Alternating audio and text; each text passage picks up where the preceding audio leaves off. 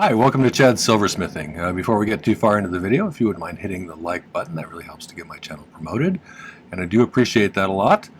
I also love it if you leave a comment. Sometimes people leave me suggestions for videos, questions about this particular video. How they do things is always fun, or constructive criticism is always nice, so I appreciate those things as well.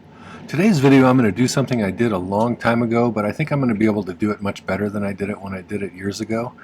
And that is to create a hinge pendant but have stones at the end of the hinge pin. And so I picked out a pretty agate that was given to me by one of my patrons. Thank you. I think it was Roz who gave me this one. It's a beautiful fortification agate, and I'm going to put some mother of pearl at the end of the pins. So we'll see how this goes. I think it should be pretty straightforward, but we'll give it a try and find out. I do have new lighting set up, so we'll see how that works as well. Now you can see the corpse-like pallor of my face better. Before we get started on this project, though, I wanted to thank some people. My patrons over on Patreon are my core group of supporters. They are a marvelous group of people who have created this great community over there, and I really love having them as my patrons. So thank you for your support. I really appreciate it. The other group is my YouTube subscribers, and we just passed 18,700, which is just kind of blows me away. So thanks for that. Thank you for the really nice comments that you leave too. It's nice to know when I hear from you that you're getting something valuable from these, and it's really moving some of the things you say, so thanks for that. I do also appreciate the kind donations like the super thanks and the buy me a coffee. That really helps as well, so thanks for that. Alright, well, let's get started on this project. So these are a couple of my design idea sketchbooks you can get on my merch store. Recently I started putting some useful charts on the back. This one has fractions of an inch to decimals to millimeters, which I find super useful since I use millimeters most often, and I was raised using fractions of an inch. This one has gauges to inches to millimeters, and I know a lot of people overseas don't use gauges, so this might, if I forget to mention what millimeter size it is, this might come in handy for you. I use it pretty frequently as well, so get yourself one of those on the merch store. They're a great resource.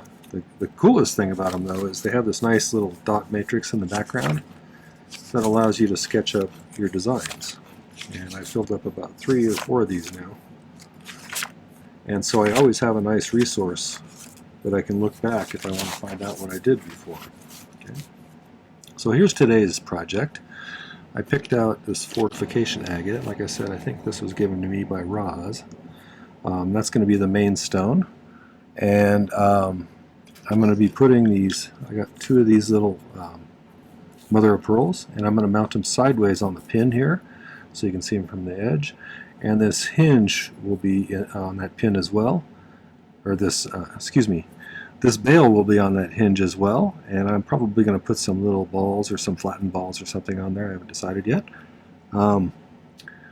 But some things we're going to do to create this, I already made the bezels for these just to save some time. I will make the bezel in front of you for the open back bezel for this one. It's pretty on the back as well, so I decided to do open.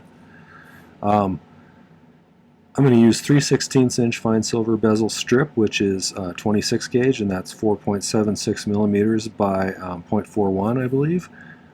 For this inside border that the stone is going to set on, a little step, is going to be 14 gauge square wire, which is 1.6 millimeters. The pin is going to be 14 gauge round wire, which is 1.6 millimeters as well.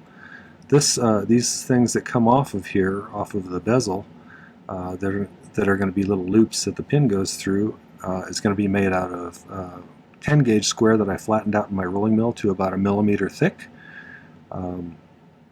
And then this is probably going to be 18 gauge sheet. 10 gauge square is 2.59 millimeters, if I recall, and 18 gauge sheet is 1.02 millimeters. So I can almost remember those all the time now, but sometimes I fail and forget. So, alright, so let's start by making the bezel for this stone, and then we'll move on to the apparatus up here. So here's some of that 26 gauge fine silver bezel strip. And for those, I usually buy it in this gauge. or excuse me, this height, because it's tall enough for most stones, but I can cut it down if I want it shorter. I cut the bezel for the two side stones that I made earlier. I cut them quite a bit shorter than this, and this will probably end up getting filed a little bit shorter, although this stone does have kind of a tall edge on it. So we'll see. That 14 gauge square might bring it right to the right spot, so we'll make it work either way. But let's go ahead and shape this. We'll take a look at it. If I need to, I can always make some 16 gauge square if this seems too tall to make this work. We'll just play it by ear.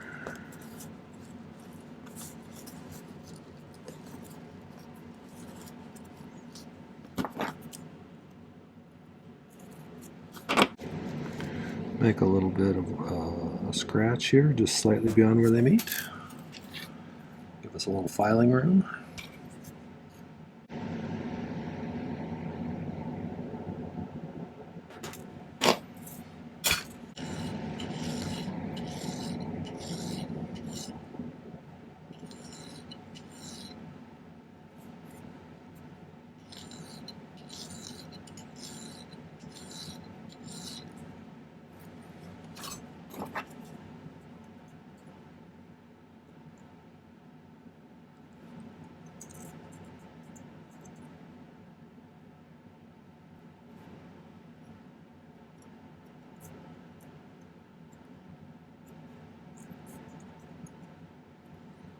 Usually make these into an angular shape. On these bigger bezels like this, if you dimple the bottom a little bit like that, it makes them a little bit springier.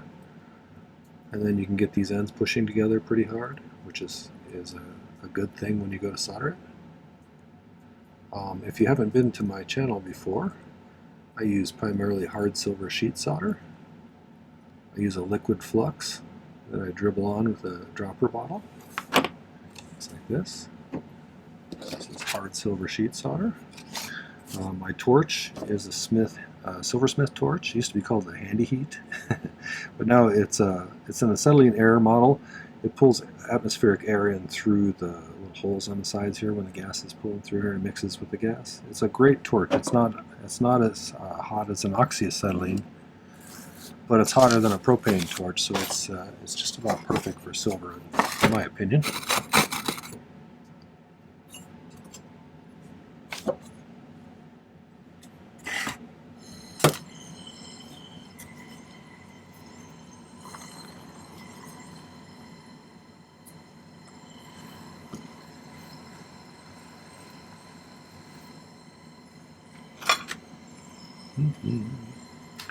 Okay, get that fluxed. Let's cut a little bit of solder. Find my tweezers too. When you're a beginner, melting bezels is just part of the game. So one thing to remember when you're doing bezels is you got to heat the entire piece. It's easy to focus too much just on the solder joint, but you really need to get the entire piece up to temperature. Otherwise, sometimes it'll start to pull apart before the solder ever melts. And then you'll get a partial solder, and it's unfortunate.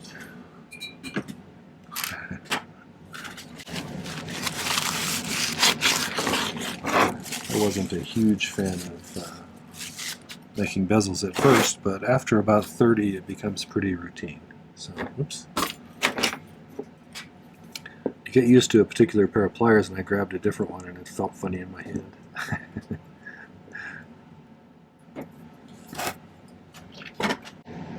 Can't believe we're getting close to 20,000 subscribers. That's amazing. Next stop, 100,000. Then I can get one of those little YouTube button plaques.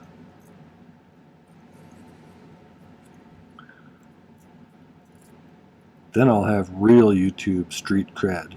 YouTube cred? Is that what you'd call that?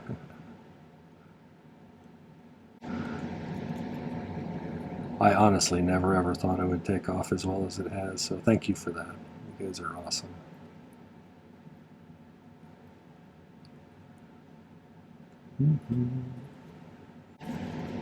Got the size just about perfect. You find a piece of 14 gauge square. That's 16. We'll see how it sits in there, whether we have enough room or not. That's 14 gauge.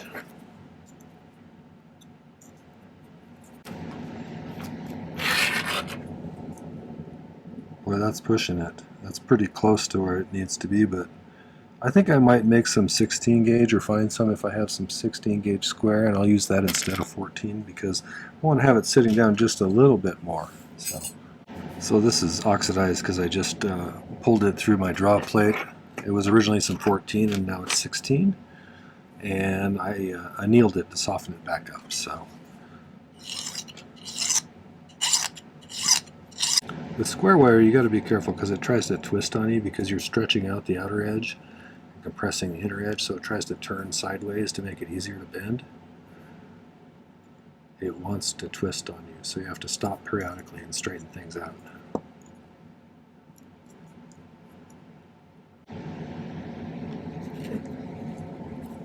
I usually cut these just a little bit long, and then I'll snip off pieces until it fits just perfectly in there, because I don't want to have any gaps, really.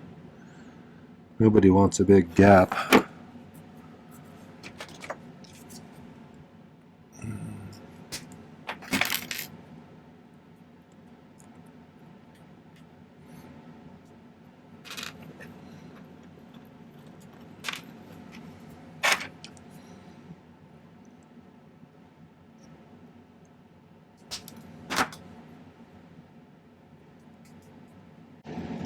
It's important to get it in a single plane too, otherwise you'll have a wavy platform for your stone to sit on, and that can create some problems.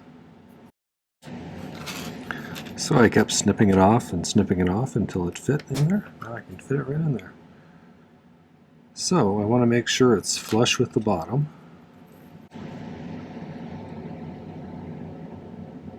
I do keep some 1/4 inch around in case I have really deep stones, but I don't really like to have bezels that tall, honestly, if I can help it.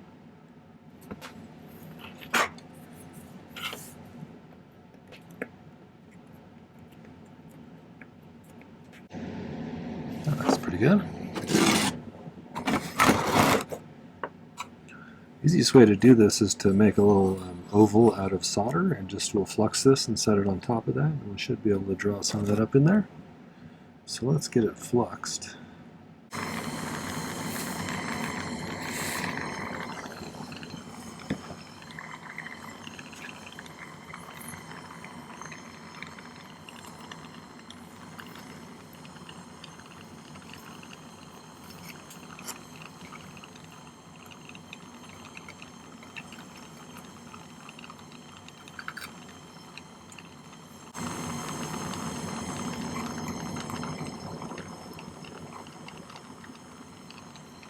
I'd like it to be touching both the bottom of the bezel and the bottom of the piece of square wire.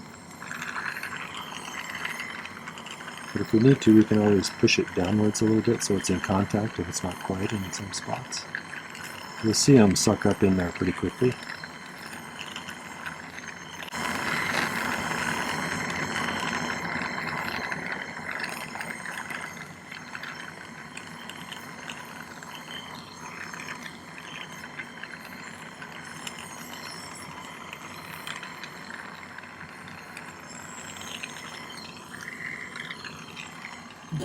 We'll cool that off and make sure we got a seam all the way around.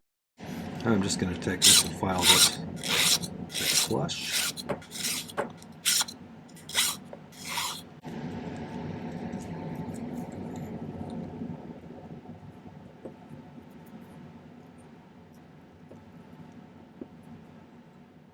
That should be okay. That gives me just enough if I don't screw up and take any off the top to get it just barely over the top of the stone, because this is one that's got a straight side and then starts to curve over like that pretty sharply. So I need to just get a grab on that top edge when I go to set it. So Alright, but I do need to find the center of the top of this. I'm going to try using this center finder thing and see if that'll work.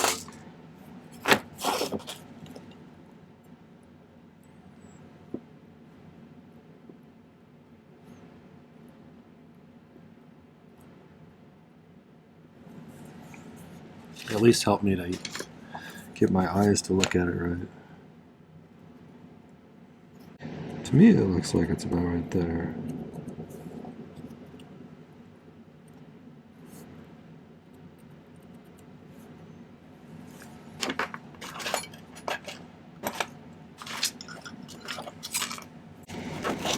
I said I have this piece of flattened 10 gauge scale ruler, and let's go ahead and file a flat end on it. You can use your miter vise jig for this if you want to. I don't want it to stick up too high, but I do need enough of this to loop around a piece of 14 gauge wire all the way around. So I'm going to make them longer than I need so I can cut them off to the right length. And we'll do that. So I think if I go, let's go about right there, and then I should have plenty then. So.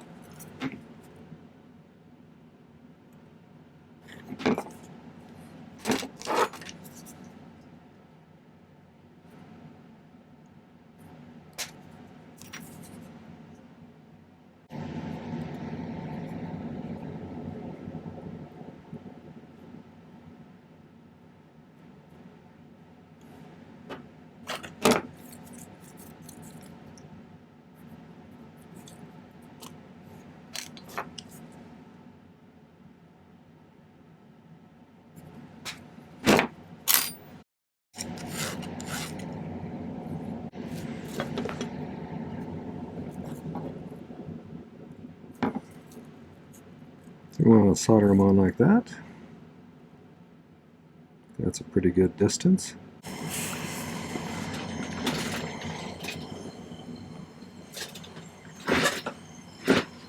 So I do something called pick soldering, where I pick up a little bit of solder on the end of this titanium soldering pick, and then I heat up my piece to the soldering temperature and then just touch it where it goes.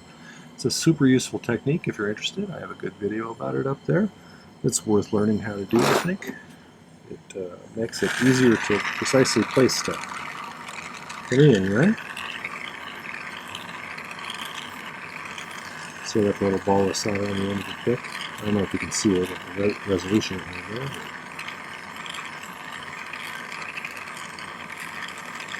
Oopsie. I bumped this thing a little bit.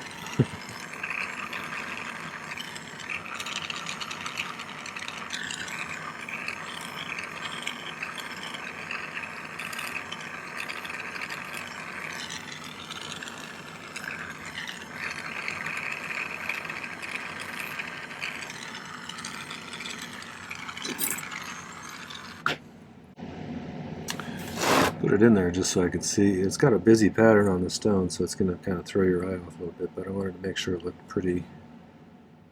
Looks like it's tipped downwards a little bit that way.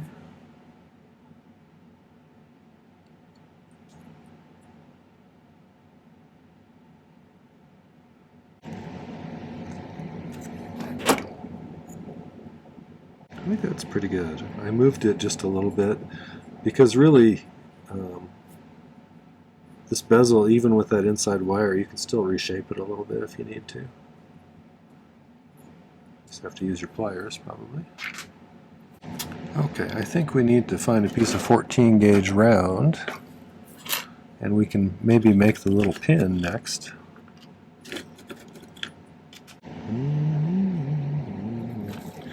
And I really want to try and get those as, you know, I want the pin to be as close to the center as possible so it spins neatly if it spins.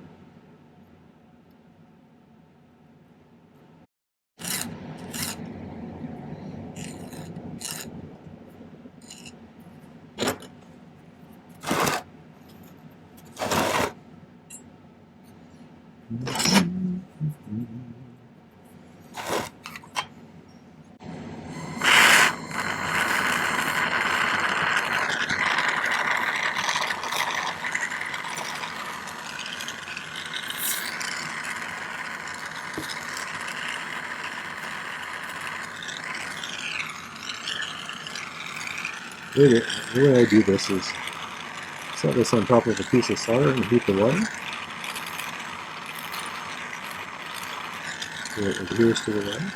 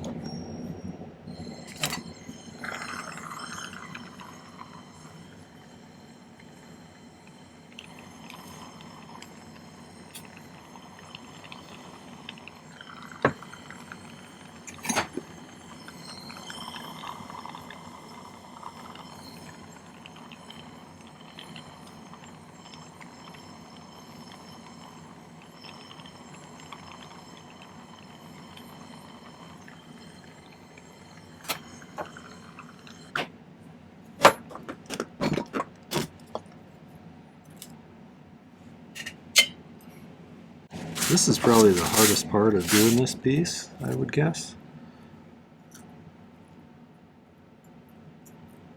And I'm curious how you would do it if you were going to do this. So leave me a comment and tell me what your technique would be.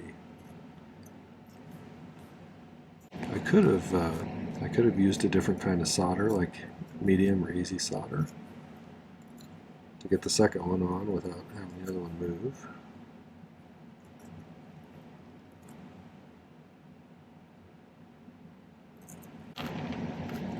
Pretty good. So I think we need to probably figure out how far up we want that bar to be and make some alterations to these pieces that are going to become the hinge. So I like that height right about there. I think we need to start bending these upwards right about there, like towards me.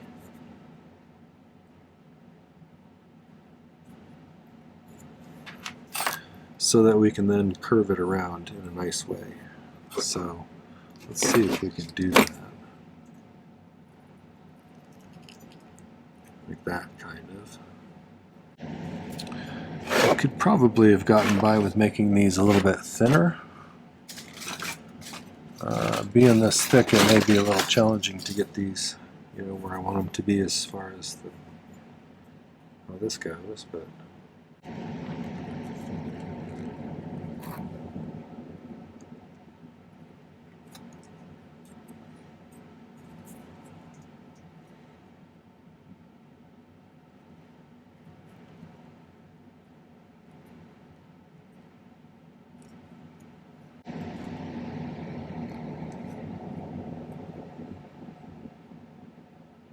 it's actually pretty symmetrical as far as height from the piece. So I think if I about right there, I should be able to bend those down and get them just fine. I'm just going to quick go saw through those.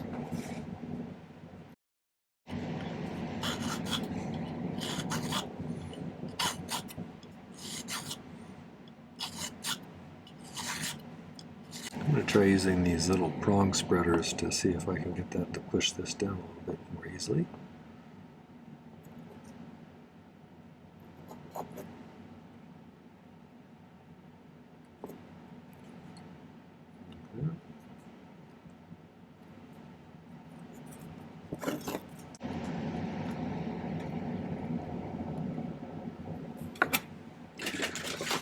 I think for our bail, probably you have to do something shaped like this. We have some long part down here. Well, let's see, we can kind of do it to scale.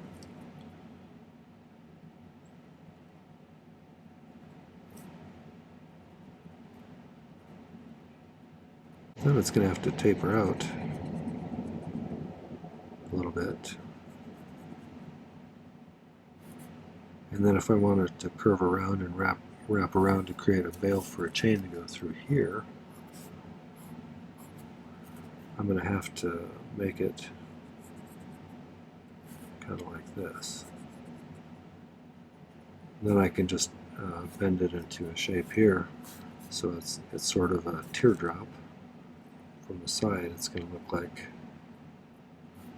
that. And then down here, hopefully it'll kind of go like this. So that'll go right here through the pin, and the chain will go through there. That is my plan, anyway. So I'm going to trace out a little piece like this on some 18 gauge. So I got this kind of shaped. It's not perfect, but I think it's probably close enough. I did kind of taper the back here just a bit, like this, so that we can kind of merge the two when I wrap it around this thing. And I think I'll try and go kind of right. Maybe this one.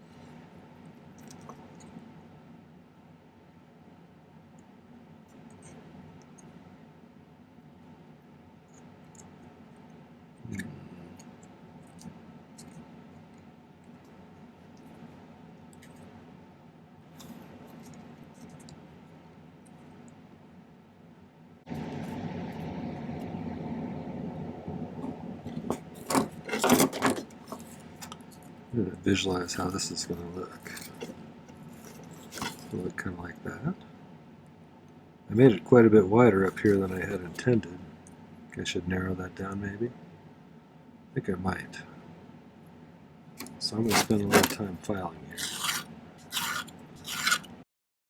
Okay, a couple of things I did. I cleaned these up a little bit, and I went ahead and shaped this into kind of a, let's see from the side what I've done there. And so I need to do two things. I need to solder that closed, and then on the picture here I had some little balls on there, and I made some little balls, and I wanted to flatten them out a little bit. So I don't know if I'm going to use all of these or if I may need to make more, but we'll find out. Rather than sending them flying across the room, sometimes you can just tape them onto your bench block. Everybody always asks me about this bench block. I got this from somebody whose tools I bought, and he had a friend who was a welder who made it for him.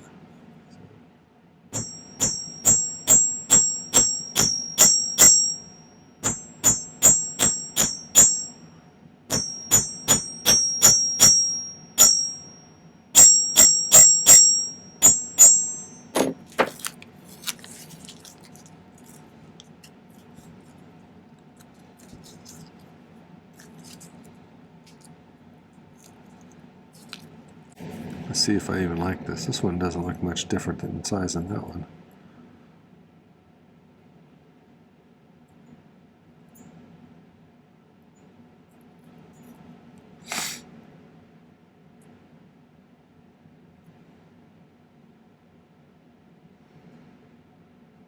I think I'm just going to put one. I kind of like that. Just put one big one on there. I think 3 is too many unless I make them smaller. And that may look too much like buttons going down I immediately thought of a clown buttons, so I don't really want that to pop into people's heads when they look at this piece of jewelry. So let's do that. So solder this on and solder this closed. So I think what I'll do is I'll flux this, and I'm going to sweat a little bit of solder on the back of this. There's probably a little tape residue there, but I'll burn it off, and then we'll flux it and pick some solder on there. And we should be able to just flip it upside down. And knowing me, I will put it on there crooked, because that's my modus operandi. Operandi.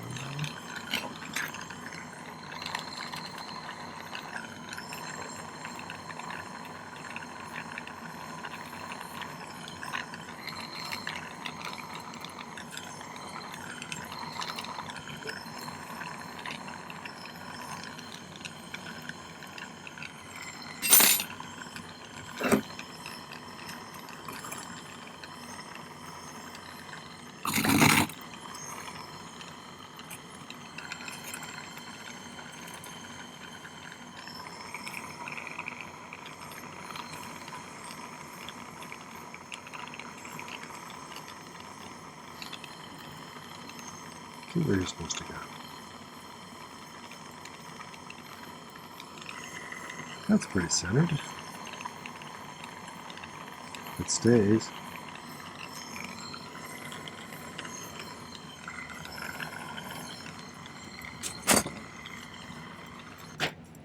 I don't know why I felt like I should have a little button on there or something. Just seemed like I needed something. I didn't want to put another stone on there. I think that'll look pretty cool. So I think I may pickle these separate and then polish them separate so that I can polish this part better. And then I'll probably set these stones off camera, but I'll set this one on camera. If you want to see how to set basic bezel setting of stones, there's a video right there you can go to. So I'm going to let those pickle, maybe have a little bit of dinner, fix my wife some dinner so she doesn't get hangry, and then I'll be back.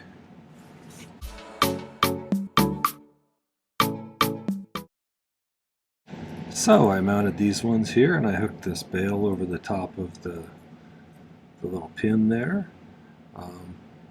And now I need to set this stone. And I do this a little differently than some people do. I use the flat side of my chain nose pliers as a bezel pusher. And so we'll start with that and just kind of like work my way around.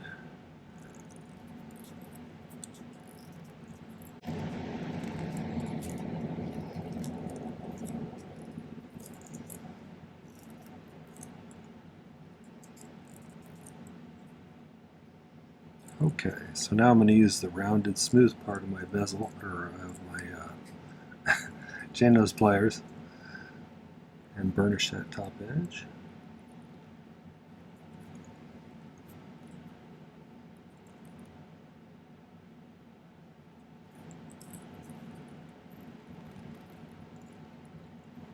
So that's kind of what I was looking for. Like out of this. It's a little bit bigger than I drew, but I think overall that's kind of the idea I wanted. I wanted these to be visible from the sides. I'll clean this up a little bit more with a Dremel after I made a few little dings. Also right here when I was squeezing this shut over here. But it should function as a very nice pendant now, I think. So I kind of like that. It's a very pretty agate. I'll get that cleaned up and take some more pictures. Okay, well that was the Fortification Agate hinge pendant with the stones mounted on the ends of the pin. I'm not sure what I'm going to call this on the thumbnail, but we'll see. If you enjoyed it, make sure to hit the like button, and I'd love it if you would go visit my main channel page. I have over 450 videos now, and I do 3 per week, one on Tuesday, one on Thursday, and one on Saturday. So there's tons of content over there, and I'm sure you'll find something else that you will also enjoy. So check out a few videos. Make sure to subscribe to my channel. Hit the bell if you want notifications when the videos come out, although, like I said, I do them pretty regularly. And before you go, make sure to hit the video description down below for some important links. There's my ebook link, which I just finished for 2024.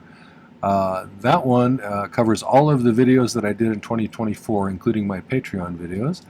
And so there's over 170 pages in it, and each one links to a video that I did last year, along with additional information, materials list, difficulty rating, pictures, all that kind of stuff. So it's a great resource to have a whole bunch of projects right at your fingertips, and also a great way to support my channel. So if you're interested, check it out. There's two different versions. There's a PDF version and there's a EPUB version. The EPUB version works best on books on Macs.